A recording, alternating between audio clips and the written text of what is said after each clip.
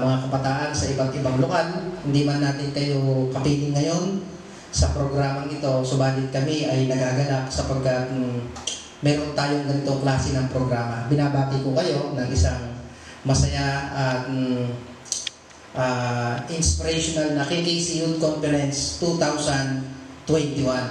So, kagaya ng tema natin ngayon, do not conform, be transformed. So, ibig sabihin, tayo man ay may mga pumipigil sa ating mga gawain may kinalaman sa kabanalan, kagaya nito. Pero hindi ito dahilan para hindi na natin ipagpatuloy yung mga ganitong gawain na pagpapasigla ng relasyon natin sa iba't ibang kabataan, sa iba't ibang lokal. At ngayon nga, magkakaroon tayo ng isang online KKC Youth Conference. Ito ay kakaiba sa ibang mga conference na ginanap natin noong nakaraang mga taon.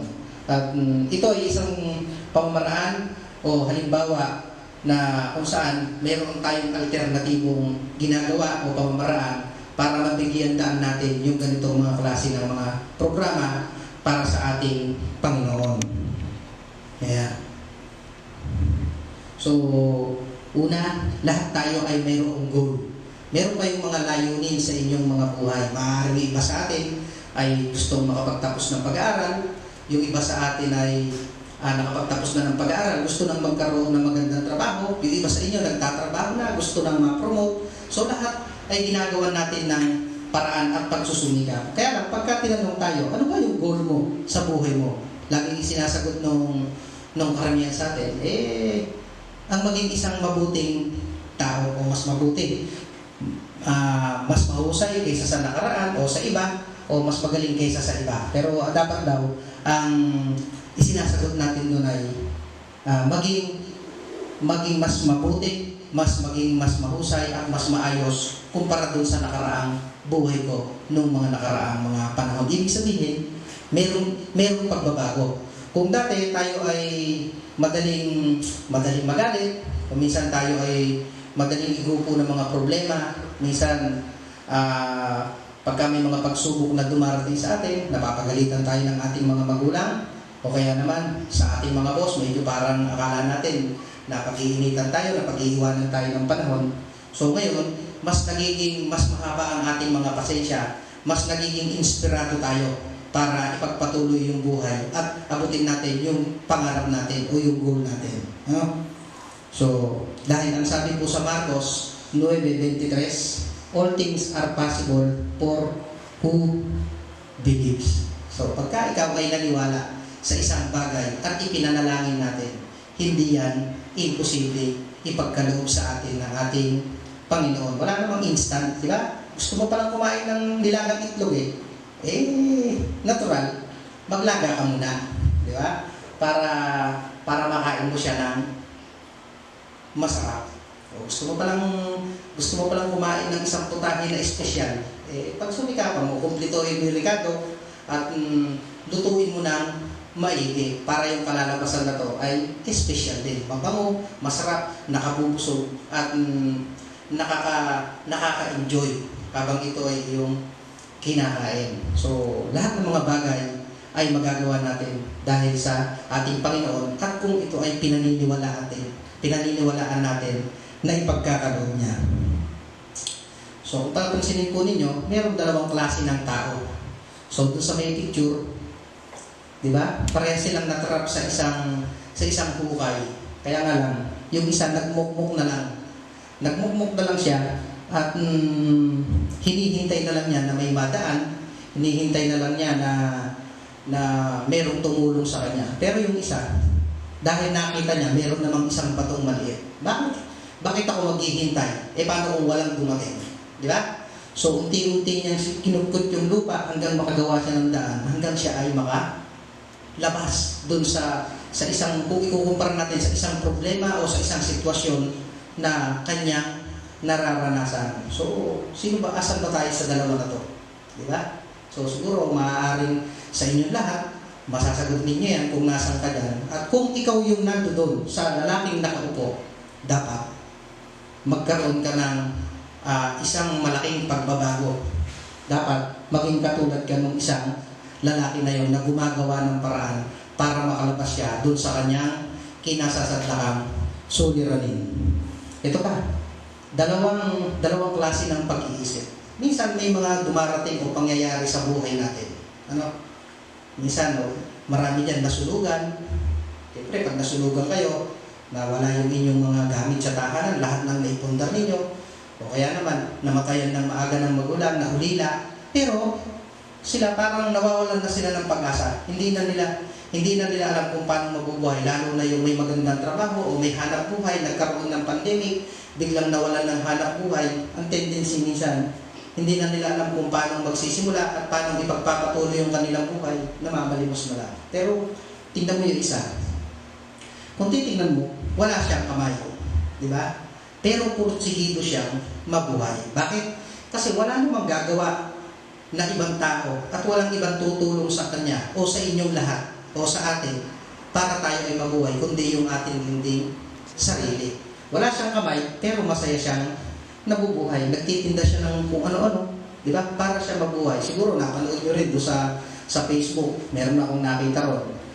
Yung isang lalaki, walang paa, di ba? Nakaupo lang siya doon sa isang kahoy na may gulong. Pero doon sa may video, makita mo, nagbubulkanay siya. Di ba? Bakit?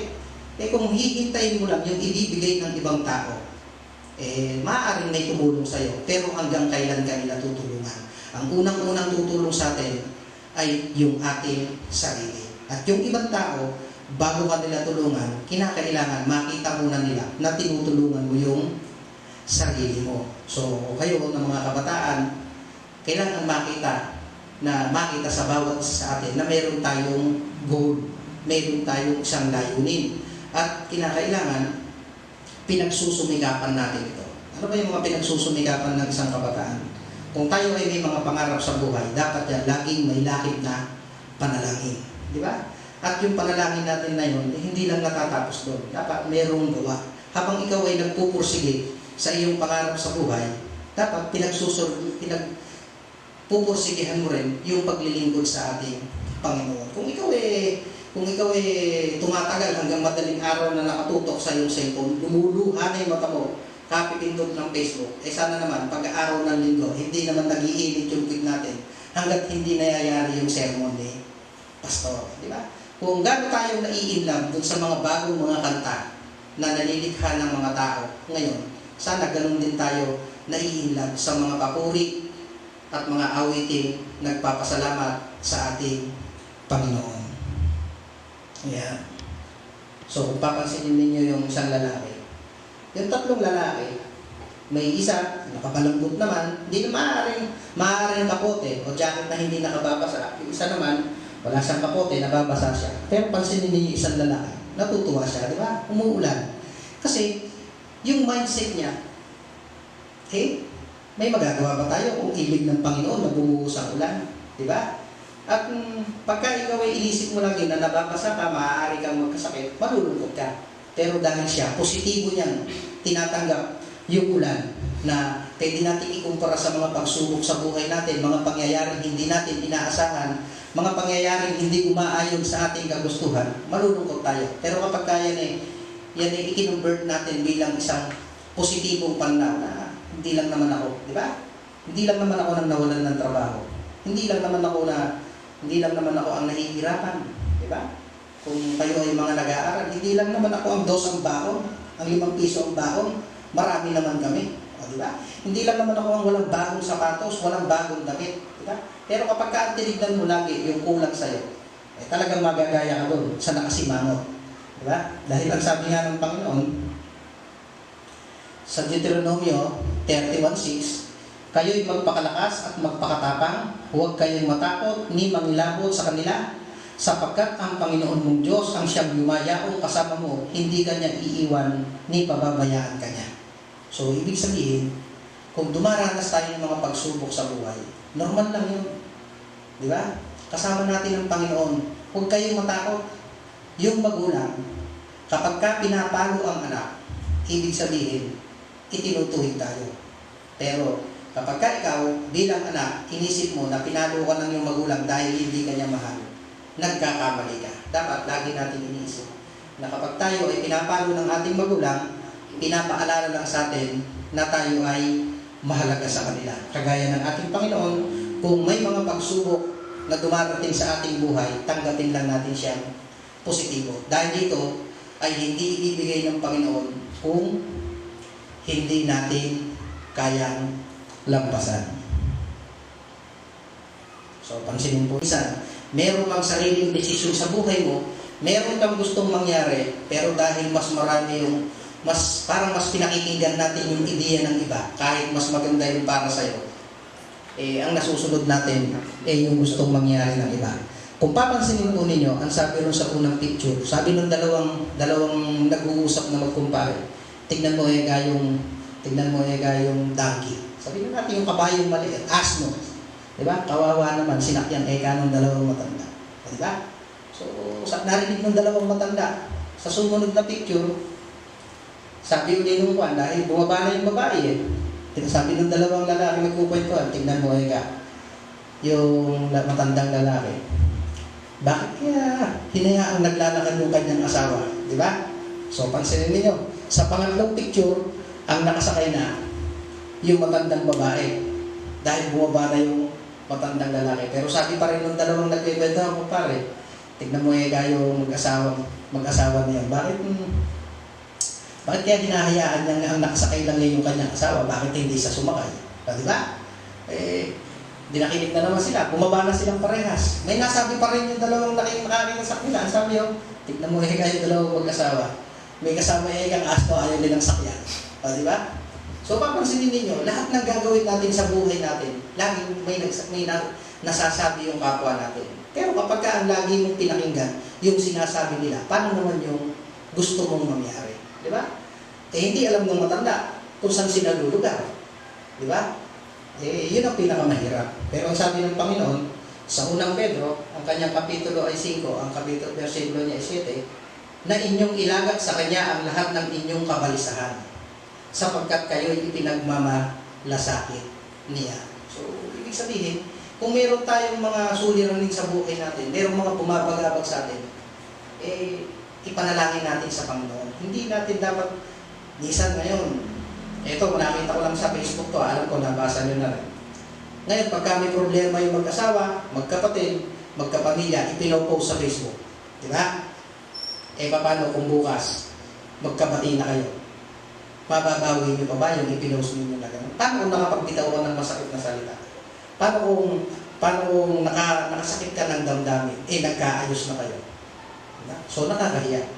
Hindi yung social media ang makakagawa ng paraan para doon sa mga problema natin pang-personal, pang-pamilya, pang-trabaho, kundi tayo din at yung ating kapwa. So, ibig sabihin, pag-usapan, wag natin itong ipopost sa social media. Hindi mo ipinopost, minsan nga dapat ang ipinopost mo yung mga achievements lang.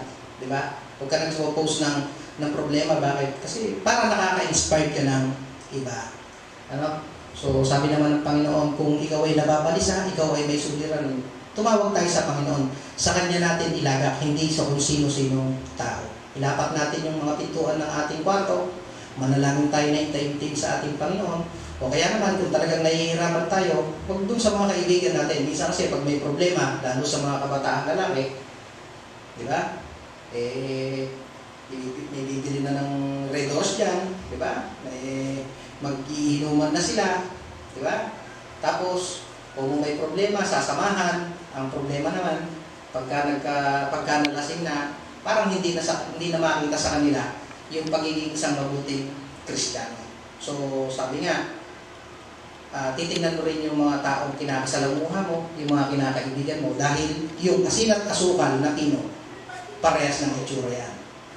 Wag kang magkakamali. Baka akala mo, asukal, yung inilalagay sa kape, asin na pala. Ano?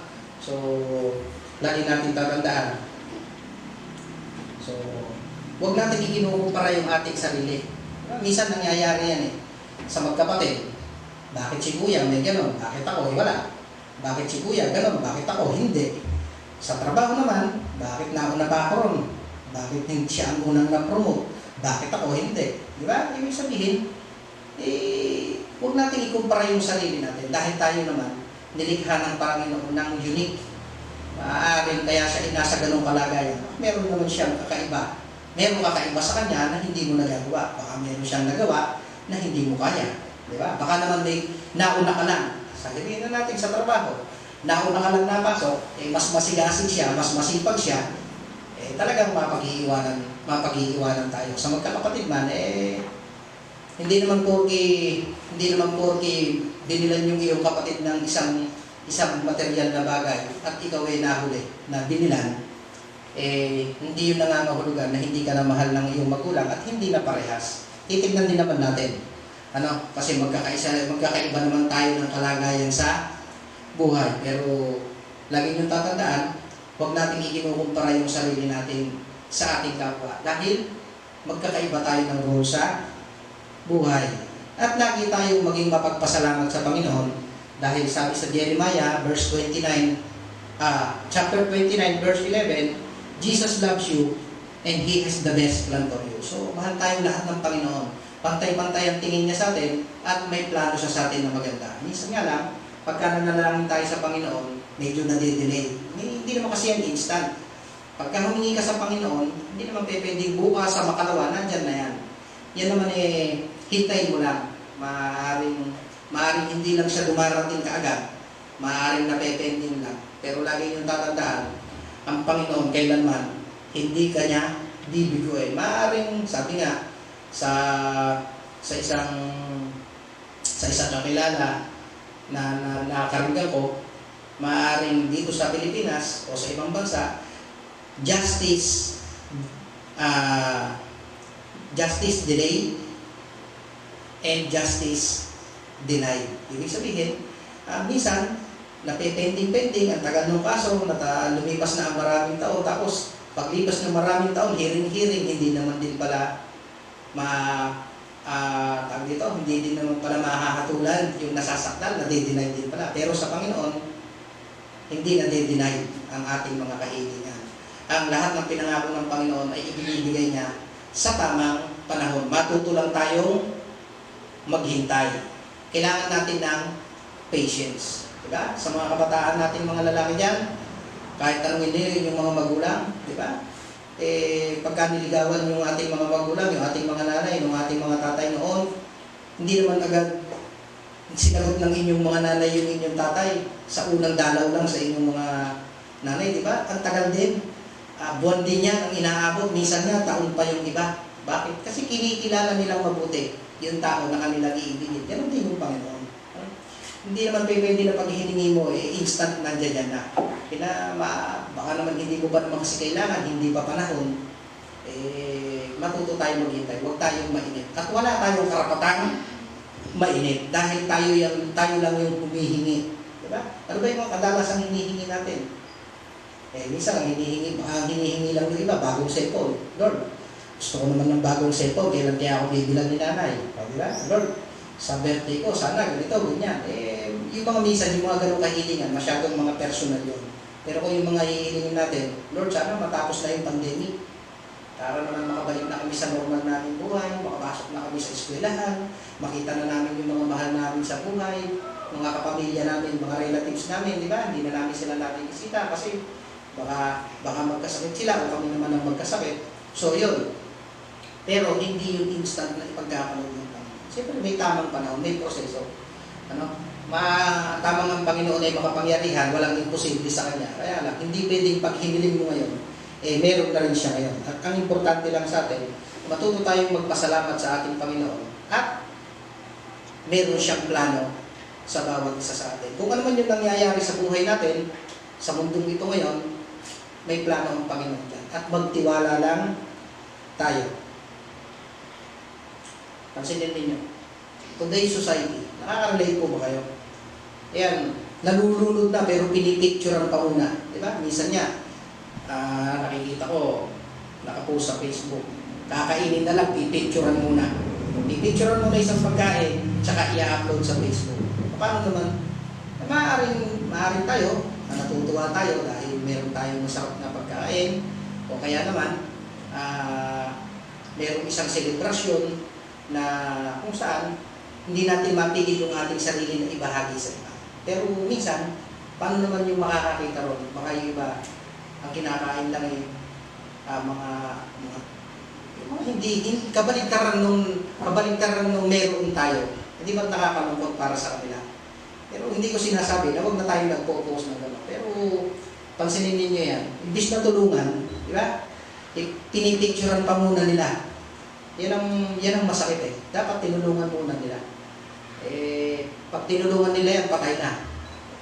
Popost nila sa Facebook, kawawa naman yung tao na lunod. Sana yun. Kung hindi mo pinicturean muna at sinagip mo, baka sakaling hindi nalunod. Di ba? So, yun yung mga pangyayari sa buhay natin. Ito pa, sa social media kasi ang pinipicture lang natin, yung magaganda. Di ba? Pero minsan, sa likod pala nung mga nakapost na yun, meron palang malungkot na kwento. Di ba? Minsan, sabi nung isang napakinggan ko, aayusin nila yung isang parte ng bahay nila, pagagandahin, magpipicture sila doon, i-upload sa Facebook, di ba? Facebook ng Facebook, kung pala yung nanay nila, hindi na magkanda-ugaga, tampak ang labahin, napakaraming urungin doon sa kanilang kusina, yung kanilang anak, di ba? Picture ng picture, Facebook ng Facebook, so maganda yung nakikita, pero behind the story, meron palang hindi magandang nangyayari. Totoo naman, magpo-post ka ba ng pangit? Diba? Di siyempre, binuli ka. Bubulihin kayo ng mga nakakakita. Kaya minsan ang ipinopost yung magaganda. Pero sana, mag-post kung tayo ng maganda, sana sa likod nun, maganda pa rin. Diba? Tulungan natin. Sabi nga nila, magang-maga pa lang, ang hawak na cellphone. Di man lang natiklop yung hinigan. Diba? Pag kakain na lang parang kinain na tayo ng kwan. Hindi lang naisama yung picture dito. Kung napansin niyo sa inyong mga wall, sa isang pamilya, oras ng pagkain, yung tatay, yung nanay, yung anak, yung kuya, yung ate, diba? Pati yung bunso, sa harap sila ng pagkain, hindi sila nag-uusap, lahat sila nagpe-Facebook o nag-gadget. Ibig sabihin, kinain na sila nung technology, na dapat yung oras na yun yung oras na nagkwentuhan sila, kinikwento mo sa magulang mo yung nangyari sa iyo sa maghapon, kinikwento mo sa magulang mo yung masasayang experience ninyo, pero hindi. Parang magkakaharap lang kayo, pero ang layo-layo nila sa isa't isa. Kaya hindi maganda yan eh. Hindi maganda yung natututunan ng marami sa atin. So, pansinin ninyo to, always want what you don't have. So, tayo, minsan, gustong-gusto nating makuha yung mga bagay na wala sa atin. Tama? Natural. Alam nga namang interesin mo yung isang bagay na meron ka na. Di ba? Pero may istorya yun. Behind the scene, meron siyang magandang istorya. Papansinin niyo to. Yung isang babae, nasa isla siya. At ang kanyang pangarap lang at lagi niyang panalangin, sana may dumaan na bangka o barko na pwede niyang tawagin para magkaroon siya ng pag-asa para makaalis doon. At nung makakita siya ng isang bangka at mayroong nakasakay doon, kinakawayan niya, tuwan-tuwa siya dahil nakakita siya ng bangka. Ngayon, yung nakasakay naman sa bangka, sabi niya, makakita lang ako ng isla, masaya na ako. Bakit? Kasi ilang araw na siyang palangoy lang kung maaaring lumubog yung kanilang sinakyan na barko o kaya naman hindi nakalis sa laot dahil may malakas na bagyo o hangin at gusto niyang makakita ng isla para naman sila ay makadaong. So, pansinin ninyo, ang gusto ng babae, mayroon lang dumaan para makapagligtas sa kanya. Ito naman, nakasakay sa bangka, pero gusto niya makakita ng isla para mas safe siya. Kasi baka naman niya may tating dito, pwede siyang kainin, di ba? Pero, magkaiba sila ng istorya. So, yung babae, maaaring gustong-gusto niya lang makaalis, pero no choice siya. Ito naman lalaki, gustong-gusto niya makakita ng isla, pero no choice siya kasi nasa gitna siya ng dagat. Maaaring sila ay nasa gitna ng mga problema at hindi nila alam kung paano nila yung susolusyonan. O kaya naman, nasa isang sitwasyon sila ng kanilang buhay na iniing nila, di ba? Iniing nila yung sana ganun ako. Pansinin niyo, may isa pa. Merong isang Siguro nakita nyo na ito sa mga wall ninyo. Merong isang lalaki na nakabike. Diba? Yung binatang lalaki, siguro mga kaidaran ninyo yan, mga 15 to 20 years old. Yung isang lalaki nagbabike, nadaanan siya ngayon nung nakamotor na lalaki. So sabi nung nakabike na lalaki, sana magkaroon din ako ng motor na kasing ganda nun. O, diba? So ibig sabihin, meron na siyang bike. Service niya papuntang trabaho o kaya papuntang school, pero may dumaan na magandang nakamotor. Ang sabi niya sa sarili niya, sana magkaroon din ako ng ganung kagandang motor. Diba? So nainggit siya. Pero sa sarili lang naman niya yun, kung pwede lang naman. Ngayon, yung nakamotor naman na yun, pati nakasakay siya sa kanyang motor, mabilis ng takbo niya, in-overtaken siya ngayon ng isang kotse. So sabi niya, sana magkaroon din ako ng kotse. So pansinin niyo nakasakay na siya sa motor, nararating niya yung gusto niya, komportable naman siya, may dumaan na mas magandang sasakyan sa kanya. Ang sabi niya sa sarili niya, sana magkaroon din ako ng kotse. Pero pansinin naman ninyo, yung nakakotse na yun, habang siya ay nagdadrive, meron siyang dadaanan na isang lalaki. Yung isang lalaki na yun, nakasakay sa wheelchair. Diba? So, nakasakay siya sa wheelchair at tinutulak siya ng kanyang maaaring ng kanyang asawa o kanyang nanay. So, ngayon, sabi nung lalaking nakakotse, salamat sa Panginoon kasi hindi ako kagaya nung mga nadaanan niya at saka nung lalaki na naka-wheelchair. Alam niyo ba yung panalangin nung naka-wheelchair na yun? Ang panalangin lang niya, sana kahit wala akong bisikleta, kahit wala akong motor, kahit ako walang magarang sasakyan, nakapaglalakad lang ako.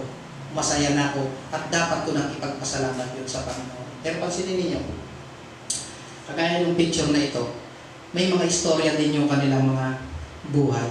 Hindi lahat ng nakikita natin sa ating kapwa, maaaring may possess sila, nagpo-possess sila ng maraming mga bagay, pero hindi natin masasabi na sila ay masaya. Ano? Dahil ang tao, minsan, wala talagang kasiyahan. Sabi sa awit, ang kanyang kapitulo ay 35, versikulo 5, ihabilin mo ang iyong lakad sa Panginoon, tumiwala ka rin naman sa Kanya, at sa Kanyang kapangyarihan. So, kung may mga gusto tayong mangyari sa buhay natin, hindi naman masamang mangarap. Kung may nakita tayong maganda sa kapwa natin, huwag lang tayong mag-iingit. Maging masaya tayo para sa kanila at pagpursigihan din natin. Baka sakali na yung swerte nila, maging swerte rin natin. Kung meron silang mga ganitong bagay, baka ibigay din sa atin ng Panginoon. Wala namang masama. Pwede rin naman natin hiningin yun sa Panginoon. Kaya lang, pag hinilin mo, sasamahan mo ng gawa. Ano?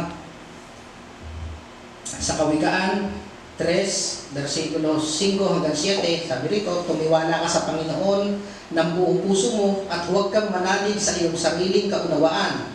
Kilalanin mo siya sa lahat ng iyong mga lakad at kanyang ituturo ang iyong mga landas. Huwag kang magpakapantas sa iyong sariling mga mata, matakot ka sa Panginoon at himiwalay ka sa kasamaan. So, sa mundong ginagalawan natin ngayon, hindi mo na alam kung sino yung original at sino yung peke.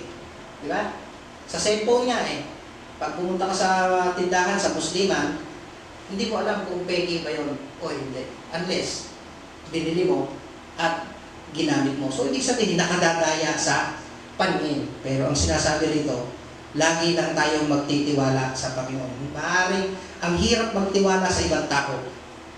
Pero ang dapat mo lang pagkatiwalaan ay yung sarili mo at yung Panginoon. Dahil wala namang ipinangako ang Panginoon na hindi niya ibibigay. Ano? Yan. Ito yung mga bagay na hindi natin kayang bilhin. Siguro kahit marami kang pera, pero may mga bagay na hindi kayang bilhin ng pera. Unang-una yung oras. Diba? Hindi mo kayang bumili. Sabi nga, tayo, hindi natin kayang magdagdag kahit isang buhok sa ating ulo. Diba? Hindi natin kayang magdagdag kahit isang araw sa ating buhay. Bakit? Hindi naman natin alam kung hanggang kailan tayo mabubuhay. Maaaring yung pinakamamahal mong magulang, kayakap mo ngayon, bukas ng maga, paggising mo, pwedeng wala na sila.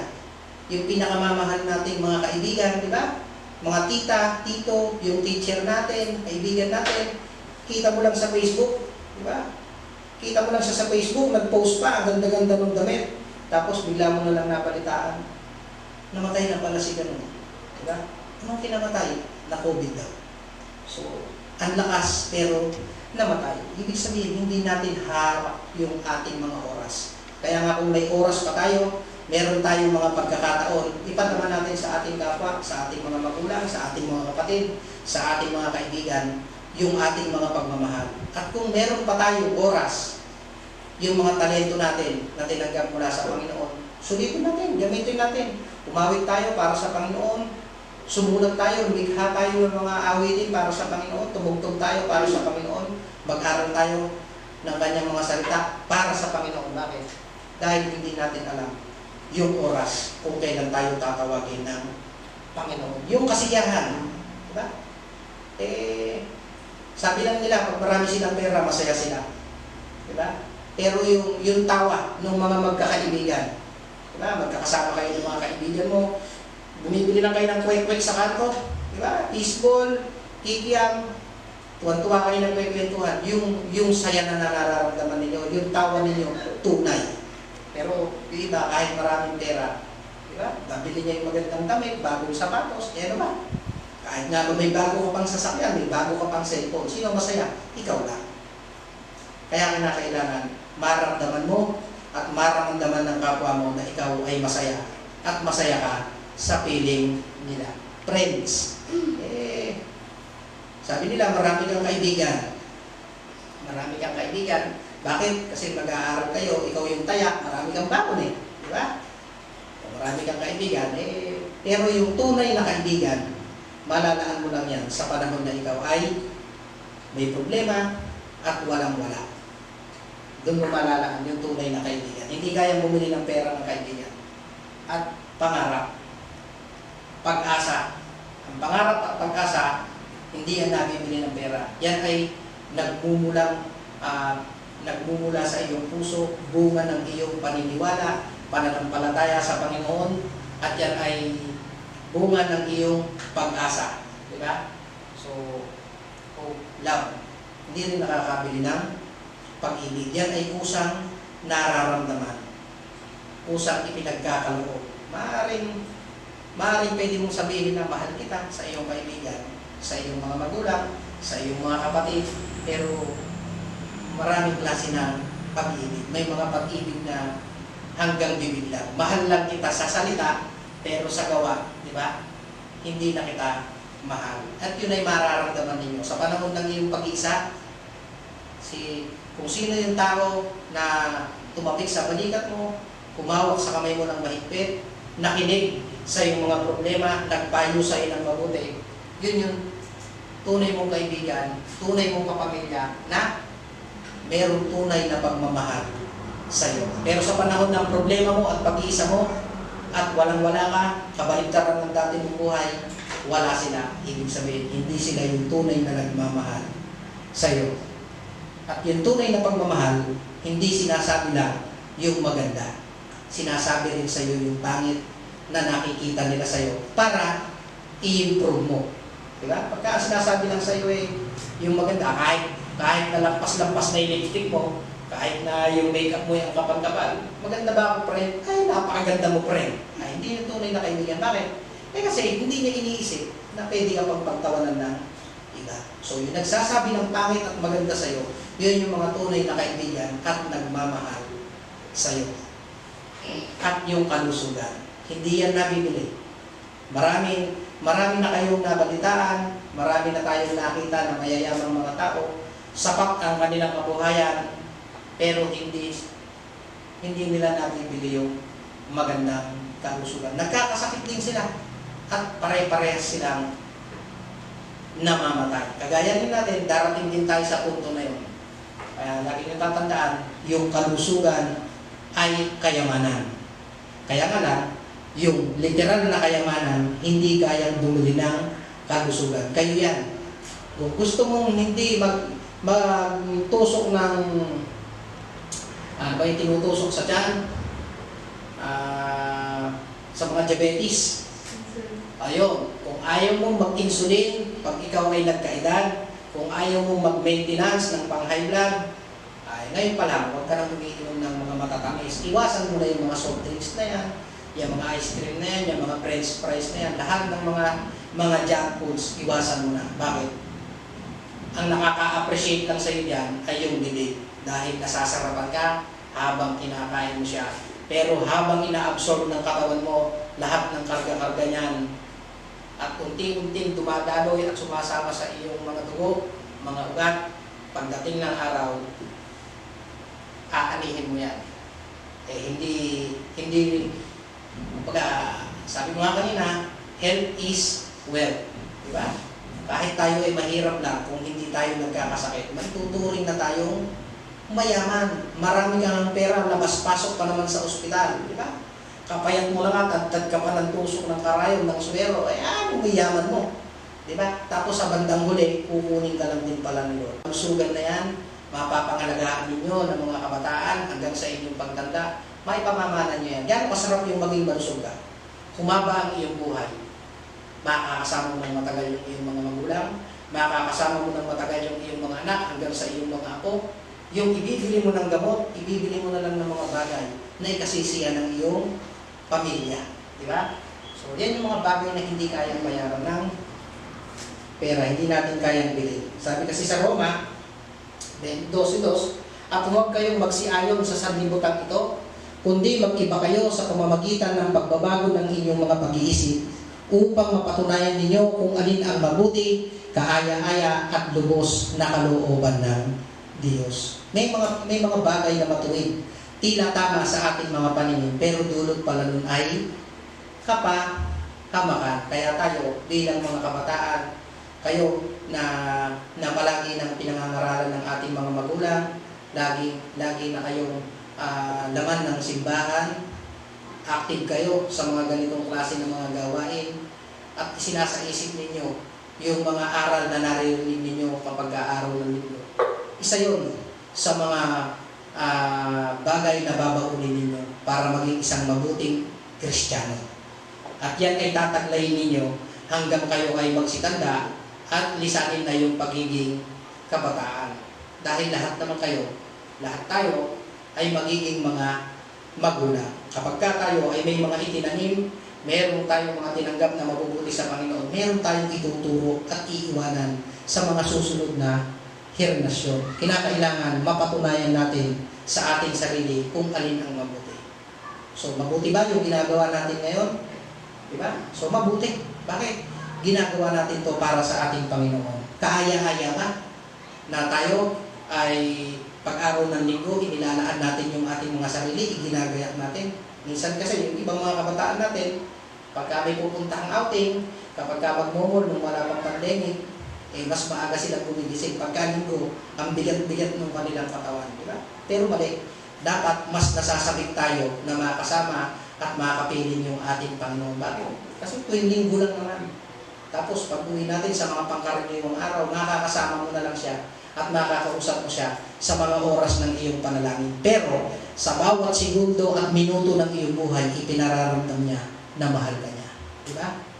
Nakita niyo na ba yung picture ng isang lalaki na nilagyan niya ng bote yung isang puno.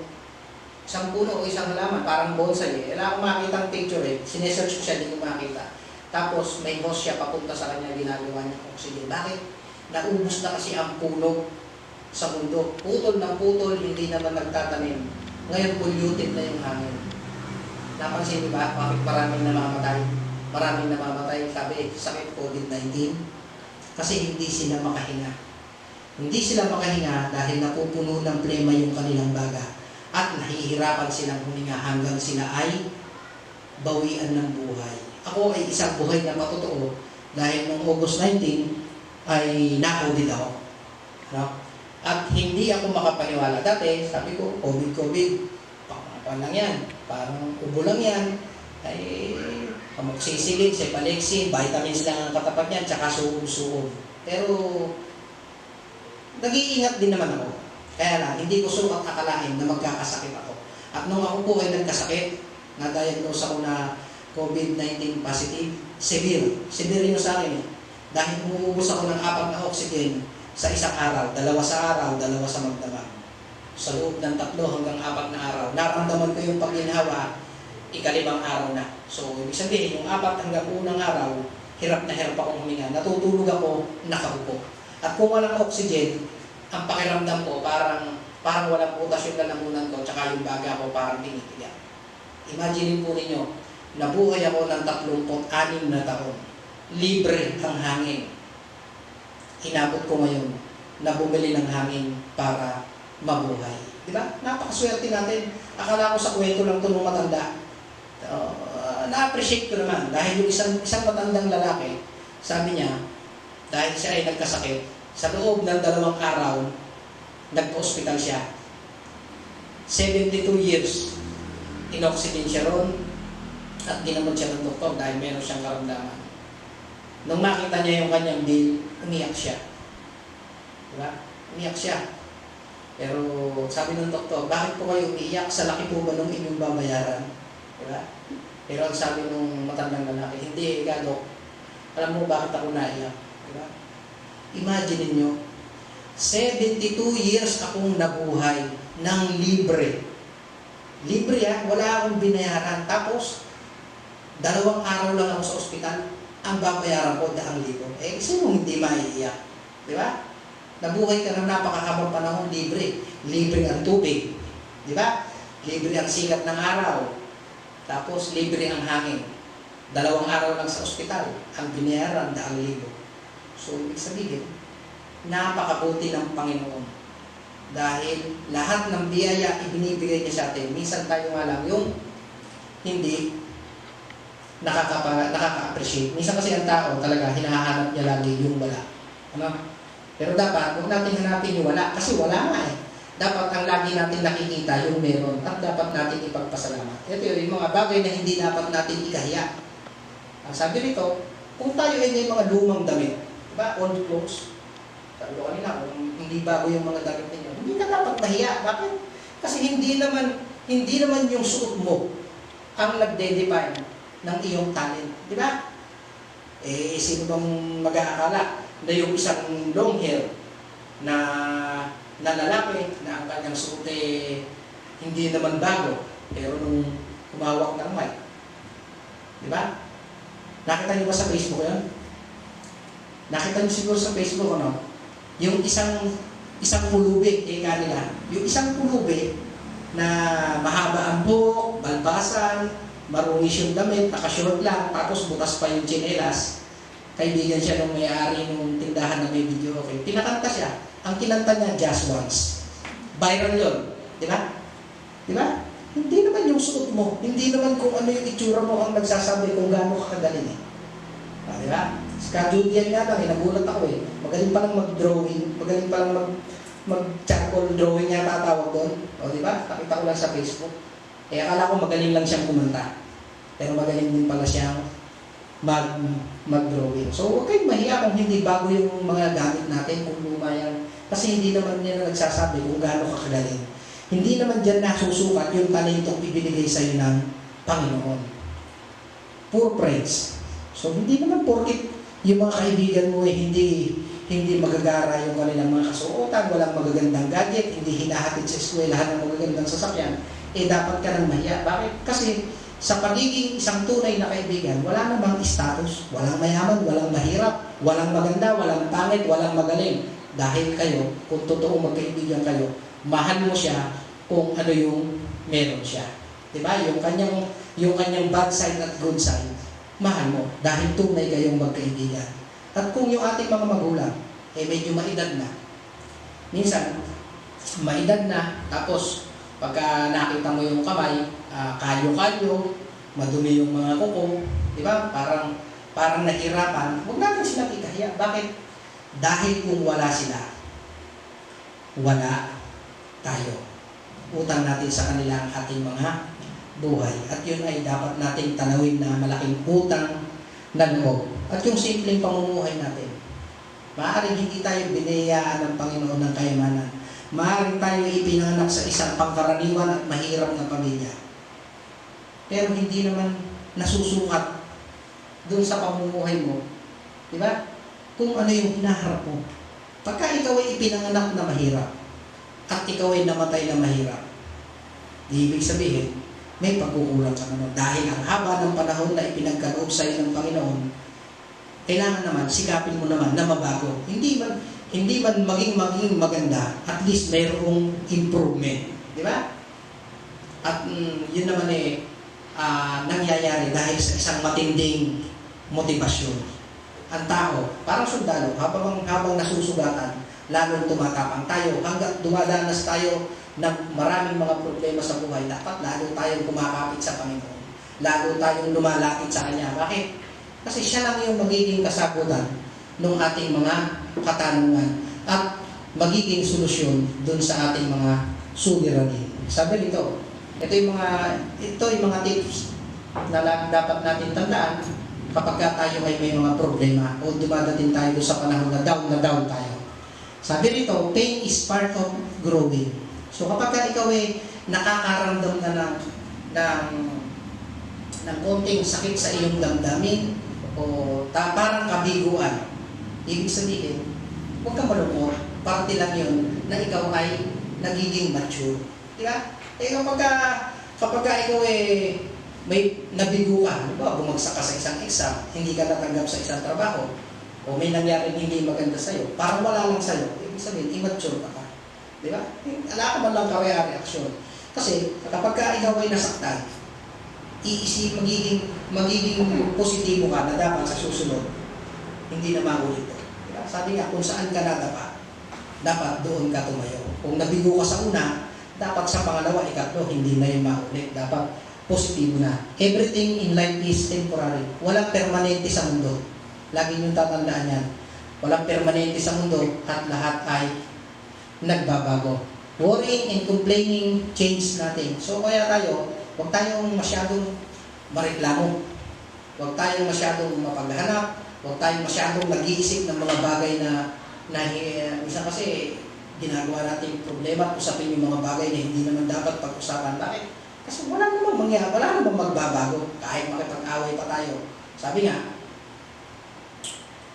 isang magandang halimbawa na to, kahit sinong manalong presidente, kahit sinong manalong presidente ng bansa natin, kung hindi ka naman magsisikap, hindi ka rin naman aasenso. Di ba?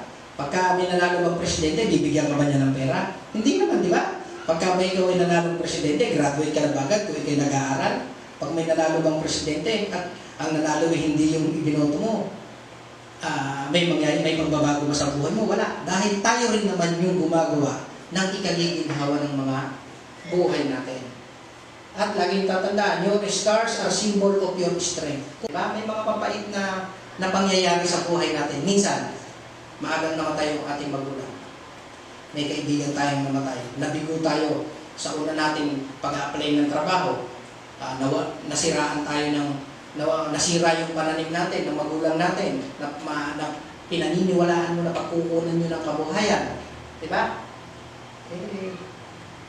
Yung mga pilak na yon na naiwan sa puso mo, na lagi nyo naaalala, simbolo yon ng iyong katapangan. Bakit? Kasi lumipas na yun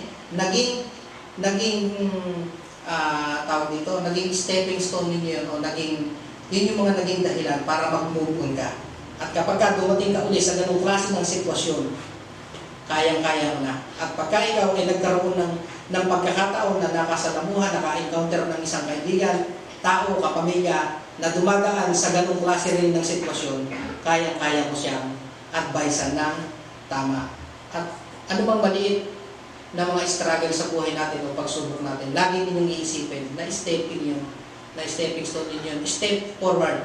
Lagi ninyong tatandaan, kapag hindi ka humakbang ng isa, pasulong, walang magiging pagbabago. So, kinakailangan, lagi tayong positibo.